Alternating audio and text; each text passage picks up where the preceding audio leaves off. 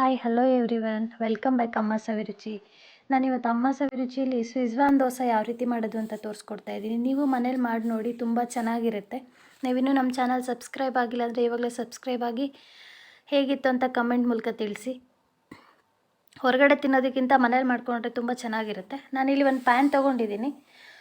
ಇದಕ್ಕೆ 2 ಸ್ಪೂನ್ ತುಪ್ಪ ಹಾಕ್ಕೊಂಡಿದ್ದೀನಿ. ಸಣ್ಣದಾಗಿ ಕಟ್ ಮಾಡಿ ಬೇಯಿಸಿರೋಂಥ ಕ್ಯಾಬೇಜನ್ನು ಸೇರಿಸ್ಕೊತಾ ಇದ್ದೀನಿ. ಈ ಕ್ಯಾಬೇಜನ್ನು 1 ನಿಮಿಷ ರೋಸ್ಟ್ ಮಾಡಿಕೊಂಡ್ರೆ ಸಾಕು, ಆಲ್ರೆಡಿ ಕುಕ್ ಆಗಿರುತ್ತೆ ಇದು. ನಾನಿಲ್ಲಿ ಮಸಾಲೆ ದೋಸೆಗೆ ಯೂಸ್ ಮಾಡೋಂಥ ಕೆಂಪು ಚಟ್ನಿಯನ್ನು ತೊಗೊಂಡಿದ್ದೀನಿ, ಮತ್ತು ಕಾಯಿ ಚಟ್ನಿಯನ್ನು ತೊಗೊಂಡಿದ್ದೀನಿ, ಪುದೀನ ಚಟ್ನಿಯನ್ನು ತೊಗೊಂಡಿದ್ದೀನಿ. ಈ 3 ಚಟ್ನಿಗಳನ್ನ ಯೂಸ್ ಮಾಡಿ ನಾನು ಸ್ವಿಜ್ವಾನ್ ದೋಸೆ ಮಾಡ್ತಾಯಿದ್ದೀನಿ.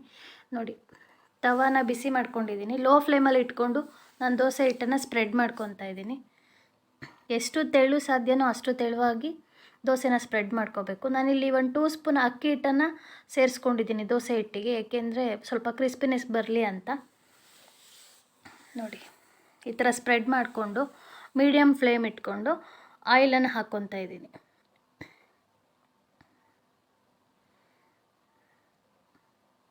ಇದು ಸ್ನ್ಯಾಕ್ಸಿಗೂ ತುಂಬ ಚೆನ್ನಾಗಿರುತ್ತೆ, ತಿಂಡಿಗೂ ತುಂಬ ಚೆನ್ನಾಗಿರುತ್ತೆ. ಇಲ್ಲಿ ಬೆಣ್ಣೆಯನ್ನು ನಾನು ಸ್ಪ್ರೆಡ್ ಮಾಡ್ಕೊತಾ ಇದ್ದೀನಿ. ಬೆಣ್ಣೆ ಹಾಕೋದ್ರಿಂದ ಟೇಸ್ಟು ಕೂಡ ಚೆನ್ನಾಗಿರುತ್ತೆ, ಕಲರು ತುಂಬ ಚೆನ್ನಾಗಿ ಬರುತ್ತೆ, ಫ್ಲೇವರ್ ಚೆನ್ನಾಗಿರುತ್ತೆ. ನಾನಿಲ್ಲಿ ಕೆಂಪು ಚಟ್ನಿಯನ್ನು ಸ್ಪ್ರೆಡ್ ಮಾಡ್ಕೊತಾ ಇದ್ದೀನಿ ದೋಸೆ ಮೇಲೆ. ಎಲ್ಲ ಕಡೆ ಹರಡೋ ರೀತಿ ನೀಟಾಗಿ ಅಪ್ಲೈ ಮಾಡ್ಕೋಬೇಕು. ಇಲ್ಲಿ 3 ಚಟ್ನಿ ತೊಗೊಂಡಿರೋದ್ರಿಂದ ಖಾರನ ನೋಡ್ಕೊಂಡು ಹಾಕ್ಕೋಬೇಕು, ಇಲ್ಲಾಂದರೆ ತುಂಬ ಸ್ಟ್ರಾಂಗ್ ಆಗಿಬಿಡುತ್ತೆ. ಕೆಂಪು ಚಟ್ನಿಗಿಂತ ಪುದೀನ ಚಟ್ನಿ ಸ್ವಲ್ಪ ಜಾಸ್ತಿ ಹಾಕ್ಕೊಂಡ್ರೆ ತುಂಬ ಚೆನ್ನಾಗಿರುತ್ತೆ. ಪುದೀನ ಫ್ಲೇವರು ಪ್ರತಿ ಬೈಟಲ್ಲೂ ಸಿಗ್ತಾ ಇರುತ್ತೆ, ತುಂಬ ಟೇಸ್ಟಿಯಾಗಿರುತ್ತೆ ಆವಾಗ.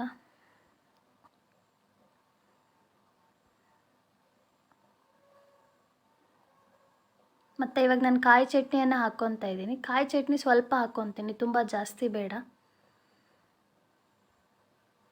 ನೋಡಿ, ಈ ಥರ ಸ್ಪ್ರೆಡ್ ಮಾಡಿಕೊಂಡು ಬೇಯಿಸಿ ರೋಸ್ಟ್ ಮಾಡಿರೋ ಅಂಥ ನಾನು ಕ್ಯಾಬೇಜನ್ನು ಹಾಕ್ಕೊತಾ ಇದ್ದೀನಿ.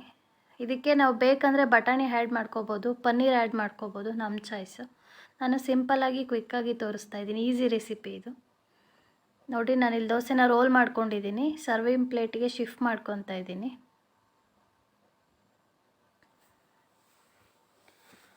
ಇವಾಗ ಈ ದೋಸೆ ಮೇಲೆ ಲೈಟಾಗಿ ಬೆಣ್ಣೆಯನ್ನು ಹಾಕ್ತಾಯಿದ್ದೀನಿ. ನೀವು ಒಂದು ಸಲ ಮನೇಲಿ ಟ್ರೈ ಮಾಡಿ ನೋಡಿ, ತುಂಬ ಚೆನ್ನಾಗಿರುತ್ತೆ, ಮಕ್ಕಳಿಗೆ ಎಲ್ರಿಗೂ ತುಂಬ ಇಷ್ಟ ಆಗುತ್ತೆ. ನಾನಿಲ್ಲಿ ಮಧ್ಯಕ್ಕೆ ಕಟ್ ಮಾಡ್ಕೊತಾ ಇದ್ದೀನಿ. ಸ್ವಲ್ಪ ಈವನ್ ಆಗಲ್ಲ, ಅನ್ನೀವನ್ನಾಗಿ ಕಟ್ ಮಾಡ್ಕೋಬೇಕು, ಸ್ವಲ್ಪ ಶೇಪ್ ಚೆನ್ನಾಗಿ ಬರುತ್ತೆ ಆವಾಗ. ನೋಡಿ, ದೋಸೆ ತುಂಬ ಚೆನ್ನಾಗಿರುತ್ತೆ, ನೀವು ಟ್ರೈ ಮಾಡಿ ನೋಡಿ. ನೀವಿನ್ನೂ ನಮ್ಮ ಚಾನಲ್ ಸಬ್ಸ್ಕ್ರೈಬ್ ಆಗಿಲ್ಲ ಅಂದರೆ ಇವಾಗಲೇ ಸಬ್ಸ್ಕ್ರೈಬ್ ಆಗಿ. ಮುಂದಿನ ವಿಡಿಯೋದಾಗ ಭೇಟಿ ಆಗೋಣ. Thank you.